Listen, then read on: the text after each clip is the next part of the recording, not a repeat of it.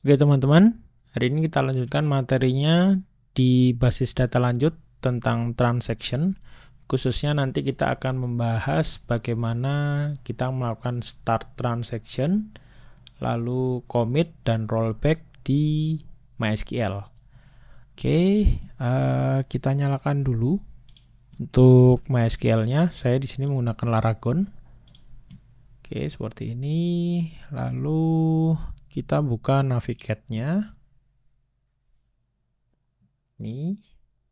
Oke, di sini saya sejajarkan dengan slide-nya dulu.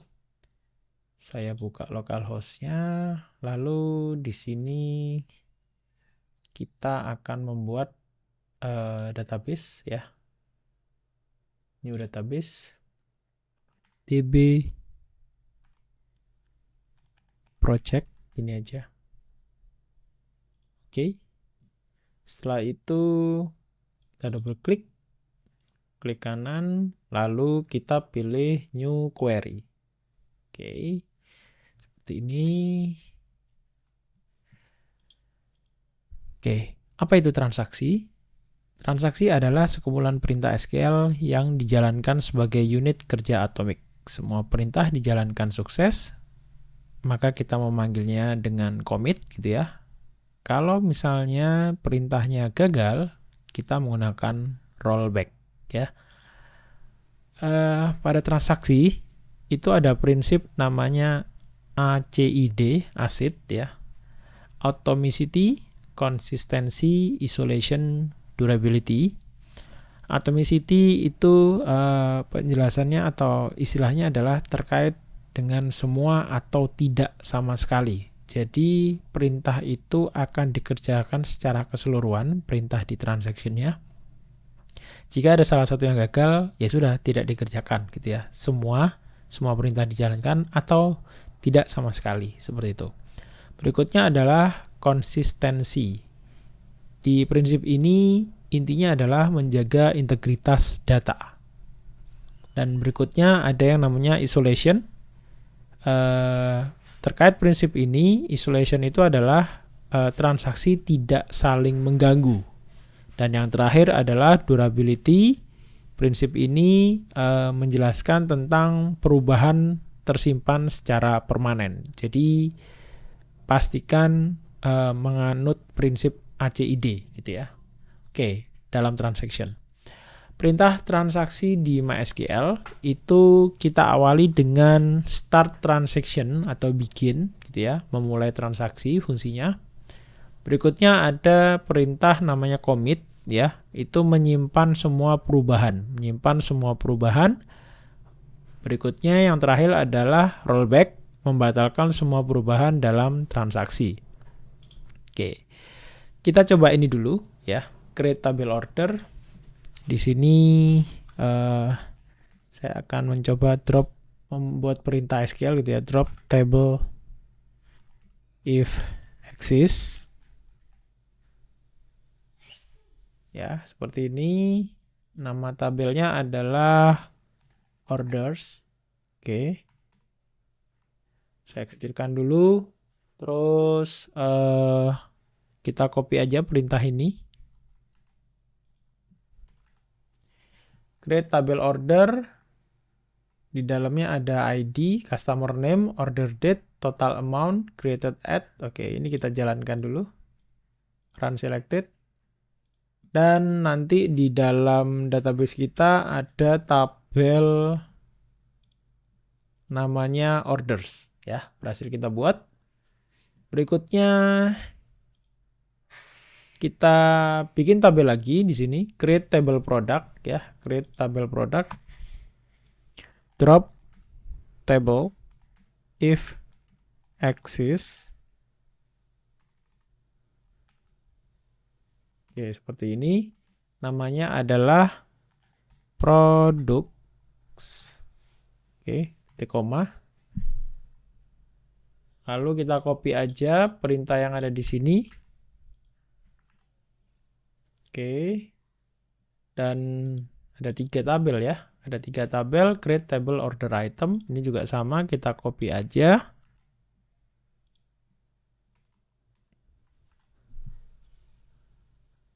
Kita tambahkan drop table if axis-nya juga. Nah, seperti ini. Order itemnya jangan lupa kita copy di sini. Jadi nanti kita punya 3 tabel.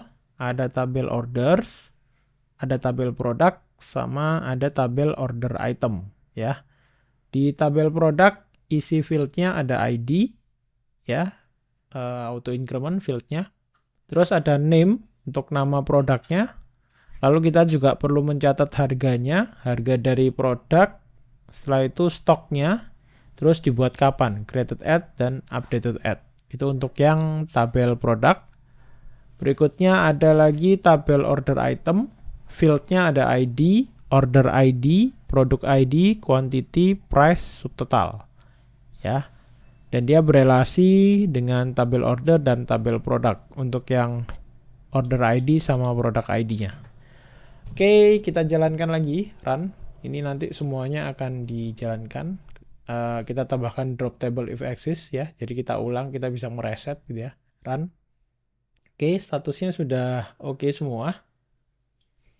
Sehingga di database DB project kita itu nanti ada 3 tabel. Kita refresh dulu. Nah, ada 3 tabel ya. Produk, order, sama order item. Oke, berikutnya kita lanjutkan.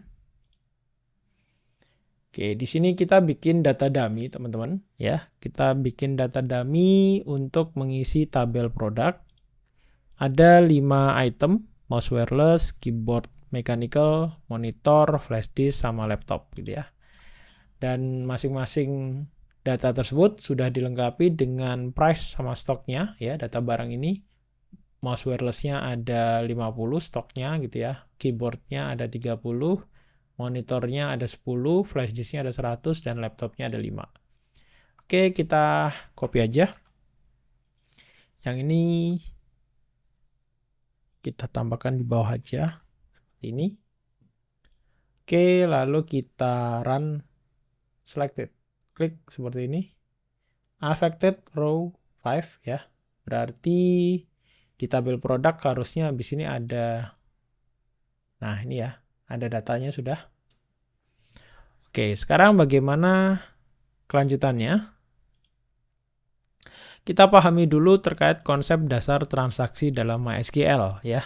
Transaksi biasanya dipakai ketika proses melibatkan banyak langkah yang saling terkait. Misalnya cek stok, setelah itu ada tambah order, ada tambah order item, ada update stok, lalu ada hitung total order. Nah, biasanya semua langkah ini harus secara keseluruhan menjadi satu kesatuan proses. Dan jika pada saat kita melakukan transaksi ada yang terhambat, itu harusnya dibatalkan. Seperti itu ya. Misalnya kita mau transaksi membeli laptop ini gitu ya, laptop Core i5 gitu ya. Maka kita harus melakukan cek stok dulu gitu ya. Setelah itu kita melakukan tambah order di tabel ordernya. Setelah itu kita masukkan juga data itemnya ke order items gitu ya. Lalu kita update stoknya misalnya kita tadi belinya 3 gitu ya. Maka stok yang ini harus kita kurangi 3, 5 dikurangi 3. Jadi 2 gitu ya. Stok terakhirnya nanti 2. Setelah itu kita akan hitung total ordernya. Semuanya akan menjadi satu kesatuan proses transaksi seperti itu. Oke, kira-kira gambarannya seperti ini ya. Seorang pelanggan membeli 2 mouse. Mouse itu ID-nya 1 gitu ya. Strukturnya itu kita perlu melakukan codingnya gitu ya di MySQL-nya. Kita tambahkan start transaction seperti ini. Lalu langkah-langkahnya kita urutkan ya. Kita urutkan seperti ini. 1, cek stok gitu ya. Select stock from product where ID sama dengan 1. Jadi kita ngecek dulu nih stoknya. Berapa sih stok barang yang ID-nya 1 atau mouse wireless ini ya. ID-nya sama dengan 1. Cek hasil secara manual dulu, misalnya stoknya 50. Di sini mouse wireless stoknya 50 ya. Kita lihat di sini stoknya ada 50. Jadi output dari select stock from product where ID sama dengan 1 itu harusnya dia 50 ya. Oke, berikutnya kita akan membuat order. Insert into order, customer name, order date ya, value sari gitu. Now, tanggalnya sekarang. set order ID last insert ID ya. Oke. Berarti kita membuat data order ya, data order. Di mana order ID-nya dimulai dari 1 gitu ya. Kalau terakhirnya 0 ya berarti ini 1 kalau masih kosong gitu ya. Terus customer name-nya Sari, order date-nya sekarang. Oke, dia akan membuat data order. Berikutnya kalau sudah membuat data order, kita akan juga menambahkan ke tabel order item-nya. Insert itu order item, order ID, product ID, quantity, price, sama subtotal. Value-nya adalah order ID ya, order ID-nya. Terus disesuaikan dengan yang atas ya. Kita tadi udah bikin ordernya gitu ya. Terus untuk produk ID-nya mouse wireless itu 1 ya, di sini 1. Terus untuk quantity-nya kita mengisikan 2 di sini. Dan harganya 100.000 ya. Di sini sesuai dengan harganya 100.000. Dan berikutnya untuk subtotalnya karena beli 2 berarti 100 kali 2 gitu ya. Jadi 200.000. Misalnya seperti itu. Insert ke order item. Jadi lengkap beli barang mouse wireless ID 1 sejumlah 2, harga masing-masingnya satuannya adalah 100.000 dikali 2 200.000. Oke, harusnya setelah kita beli gitu ya, kita order itemnya ini kita masukkan 2, kita juga harus mengurangi stok yang ada di tabel produk sehingga di sini kita harus melakukan update ya, update stoknya. Perintahnya adalah update product set stock sama dengan stok dikurangi 2 where ID mouse wireless-nya tadi.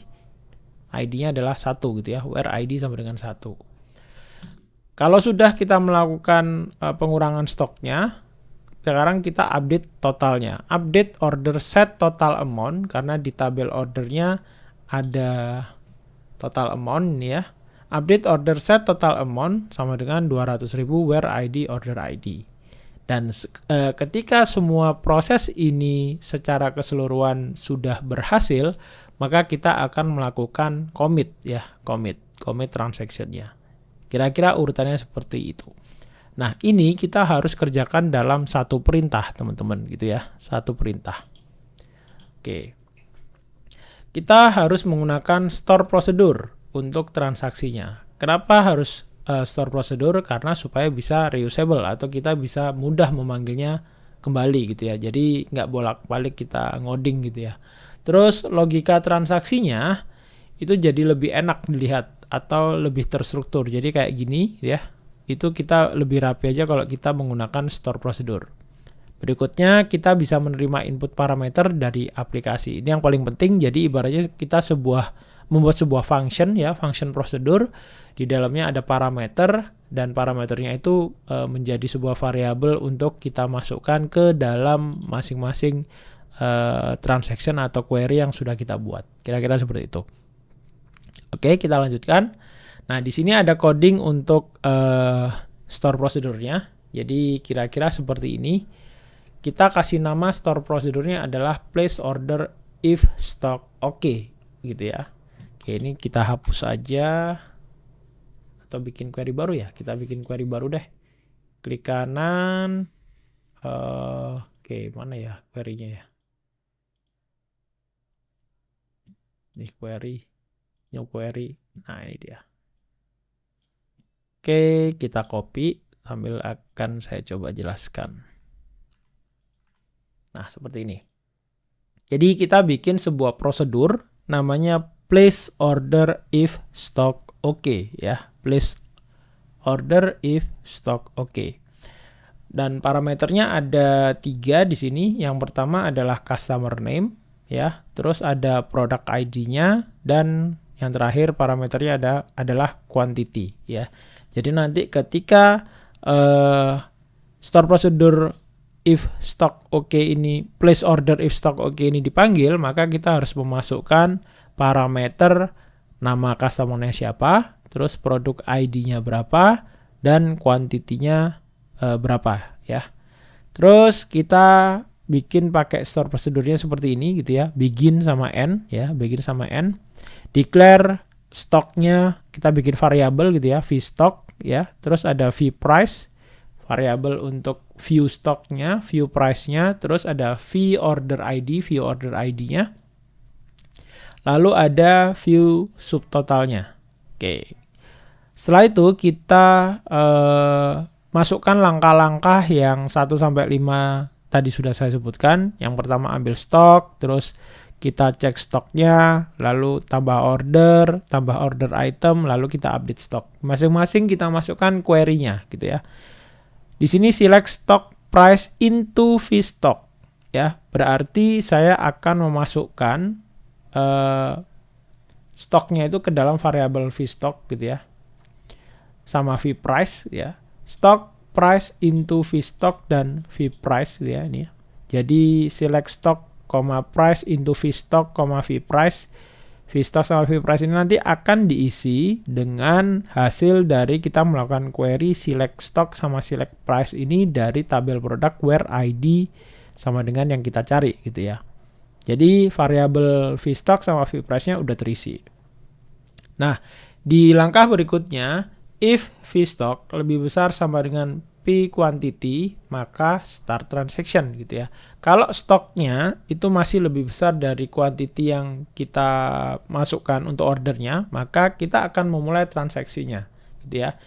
Nah, cegatannya di mana untuk yang kondisi jika ini tidak terpenuhi, cegatannya adalah di kondisi yang ini, else gitu ya. Else maka dia rollback gitu ya. Nggak jadi gitu ceritanya. Dan munculkan perintah gagal, stok tidak cukup, tersisa vstoknya berapa. Jadi ketika dia vstoknya ini berhasil lebih besar sama dengan quantity yang kita masukkan, maka kita akan melakukan penambahan order. Perintahnya adalah query-nya seperti ini, insert into order, seperti yang tadi sudah saya jelaskan. Lalu kita juga akan menambahkan data order itemnya, seperti ini, set v subtotal. Ini kita lakukan perhitungan dulu, setelah itu kita masukkan ke perintah query untuk insert ke tabel order itemnya. Dan yang terakhir di sini kita melakukan update produk, update data produknya sama update data ordernya. Untuk yang update data produknya, kita akan mengupdate data stok ya. Data stoknya akan kita kurangi dengan quantity, karena cukup berarti kita kurangi gitu ya. Dan yang terakhir di sini update order set total amount sama dengan V subtotal, where ID sama dengan V order ID. Berarti kita akan mengupdate data total amount-nya gitu ya. Oke, jadi ini untuk store procedure yang kita buat untuk kita melakukan transaction gitu ya. Oke, belum kita eksekusi ya. Oke, belum kita eksekusi. Sekarang kita jalankan dulu, run selected. Oke, sudah berhasil kita buat store prosedurnya. Nah, nanti kalau kita sudah berhasil membuat store prosedurnya, biasanya nanti muncul di sini, di function. Nah, ini ada place order if stock oke. Nah, sekarang kita akan coba jalankan store prosedurnya. Cara manggilnya seperti ini ya, call nama store prosedurnya, terus parameternya apa. Nah, seperti ini. Call place order if stock oke, Budi 1,3 ya. Berarti parameter customer name-nya Budi ya. Terus barang yang dibeli adalah ini ya. Produk ID 1, berarti mouse wireless tadi saya beli 3 gitu ya. Kita perhatikan sama-sama di sini stok untuk mouse wireless-nya masih 50 gitu ya. Di sini kita beli 3. Maka kita running coba. Call place order if stock Budi 1,3, kita run. Oke, nih muncul pesanan berhasil, ID order sama dengan 1. Kita cek ordernya sudah masuk Budi ya, sejumlah 300.000. Kita beli mouse-nya 3 gitu ya. Harga barangnya 100 ribuan, berarti 3 kali 100.000 maka 300.000. Lalu di tabel order item harusnya juga sudah masuk. Order ID 1, produk ID 1, quantity 3, price-nya 100 ribuan, subtotalnya adalah 300.000. Oke, sudah benar. Dan yang terakhir perlu kita cek adalah stok dari produknya ya. Oke, ini masih 50 ya, belum kita refresh. Sekarang kita refresh. Nah, berubah menjadi 47, 50 dikurangi 3. Seperti ini ya. Oke, bagaimana ceritanya kalau semisal Saya ingin mencoba kondisinya adalah misalnya barang yang sama,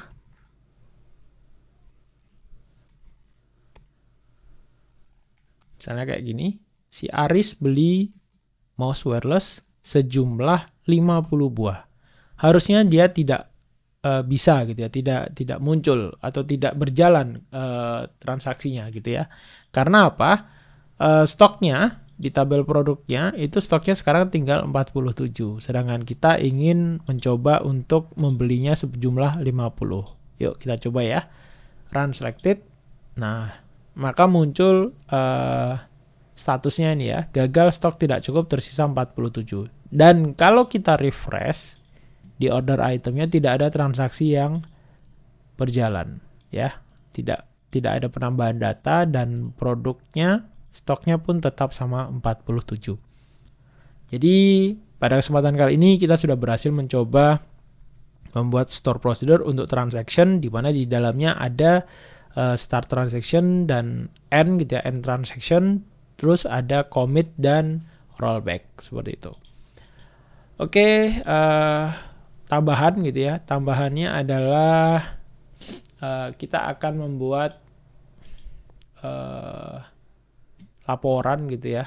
Laporan penjualan seperti ini misalnya, ringkasan penjualan per order. Ini mungkin akan sangat berguna sekali ketika kita membuat toko online gitu ya. Seperti ini. Oke, ringkasan penjualan per order. Budi, total order. Query-nya seperti ini. Ya, join-nya nanti bisa dicoba oleh teman-teman. Bisa dicatat aja atau dicoba. Setelah itu misalnya ini ada total penjualan per produk.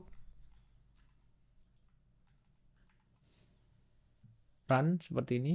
Oke, mouse wireless total jualnya 3, pendapatannya 300.000. Ya, ini query-nya untuk kita ngecek atau membuat laporan total penjualan per produk. Terus berikutnya adalah laporan penjualan bulanan. Di sini order by bulan, descending gitu ya. Oke, seperti ini ada date format, order date. Nah, seperti ini S bulan. Jadi nanti kita akan mendapatkan data penjualan per bulan. Oke, seperti ini misalnya kita jalankan run. Nah, ini ya, bulan 2025, bulan 6 ya, tahun 2025 jumlah ordernya ada 1, total penjualannya 300.000. Jadi kelihatan ya nanti log atau datanya tiap bulan bisa kita munculkan. Oke. Terus kita juga bisa bikin store procedure lagi gitu ya, store procedure untuk kita membuat laporan berdasarkan rentang tanggal gitu ya. Dari tanggal berapa sampai tanggal berapa. Oke, kita coba Ctrl A, Ctrl V seperti ini gitu ya. Oke, kita jalankan. Oke, sudah berhasil. Harusnya function ini akan nambah, teman-teman. Refresh nih ya, laporan penjualan rings. Nah, kalau teman-teman perhatikan di sini parameternya ada 2 ya. Create procedure laporan penjualan ring ya. Tanggal awal dan tanggal akhir gitu ya. Select bla bla dan seterusnya, kita join. Nah, where-nya, where date, order date, between ya, between tanggal awal dan tanggal akhir. Sehingga dari store procedure ini kalau kita panggil semisal seperti ini, saya copy aja, Ctrl V, run. Nah, nggak ada ya tanggal 1 sampai 6 ya. Laporan penjualannya nggak ada nih, 2024. Kita ganti 2025. Run. Nah, baru ada Budi ya. Budi beli mouse wireless. Oke, ini kita berhasil membuat laporan penjualan, store prosedurnya juga. Terus ada 3 slide terakhir. Di 3 slide terakhir juga sama, teman-teman. Misalnya kita mau mencari laporan produk terlaris gitu ya. Laporan produk terlarisnya, query-nya bagaimana? Kita copy aja, Ctrl C, Ctrl V, seperti ini, run. Oke, produk ID, mouse wireless total terjual 3. Saya akan coba bikin transaksi lagi ya. Bikin transaksi lagi, misalnya sebentar, saya akan copy ini. call place order if stoknya ini.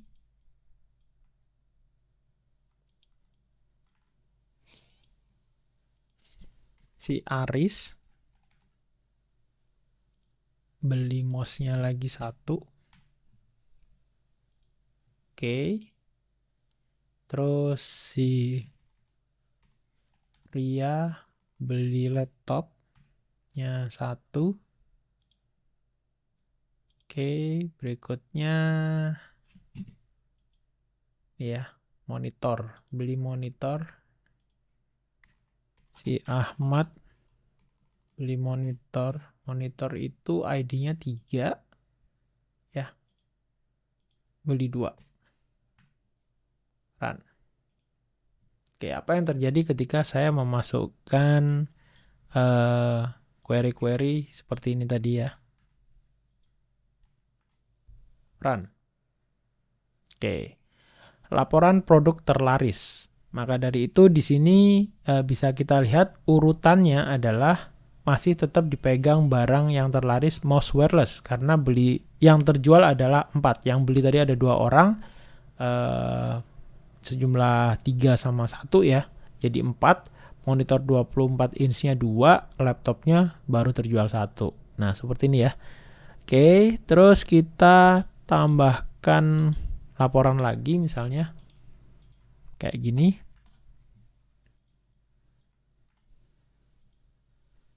Nah, ini Ria, Ahmad, Budi, sama Aris. Total belinya yang paling mahal siapa gitu ya. Jumlah order 1, total belanja. Total belanja ya. Total belanjanya si Ria udah ngeluarkan berapa ini? 7.500.000 gitu ya. 7.500.000. Si Ria beli apa tadi ya? Beli laptop 1 gitu ya. Jadi si customer yang paling banyak belanjanya kita bisa bikin query-nya seperti ini, laporannya gitu ya. Ria, Ahmad, Budi, sama Aris. Oke. Walaupun si Budi tadi beli 3 mouse, tapi baru habis 300.000 gitu ya. Oke, berikutnya query selanjutnya adalah tentang, kita coba. Nih ya. Total penjualan bulan gitu ya. Total penjualan bulan ini gitu ya. Bulan tanggal yang kita tentukan gitu misalnya. Tanggal sekarang gitu ya, order. Oke, munculnya adalah tanggal 0624, jumlah ordernya 4, total penjualannya sekian ya. Jadi kita bikin grup ya, grup by tanggal. Kebetulan tanggalnya yang hari ini muncul tanggal 24/06/2025 dan jumlah ordernya ada 4 gitu ya. Oke, bagaimana kalau misal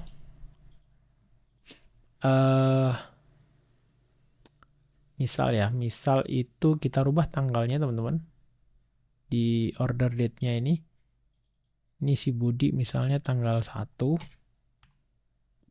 sorry, terus yang si Arisnya tanggal 22.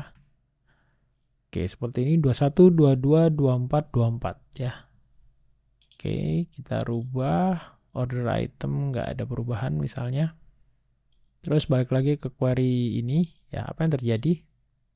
Ya, kita group by tanggal teman-teman ya. 21, 22, 24, ordernya ada 1, 22-nya ada 1, 24-nya ada 2. Ya, kayak gini ya teman-teman. Jadi kita bisa membuat laporan dari transaksi yang sudah kita buat. Oke teman-teman, kira-kira gitu aja untuk materi hari ini ya, materi tentang basis data lanjut transaction ya. Saya harap teman-teman bisa mencoba sendiri di rumah terkait mulai dari membuat tabel dulu ya, membuat tabel order, lalu ada tabel produk, berikutnya ada tabel order item, selanjutnya silahkan dicoba untuk membuat transaction gitu ya. Untuk mencobanya langsung di bagian store procedure aja di sini ya, di store procedure. Jadi nanti teman-teman bisa langsung praktek kira-kira membuat inputan data order, kalau stoknya memenuhi itu jalan apa enggak ya. Selanjutnya sebagai bahan latihan teman-teman bisa mencoba sendiri di rumah bagaimana membuat store procedure dari query laporan yang sudah saya buat di sini gitu ya. Jadi semuanya silahkan dibuat store procedure dan dibuat parameternya. Kira-kira seperti itu. Oke, teman-teman, sekian saya akhiri. Thank you, terima kasih.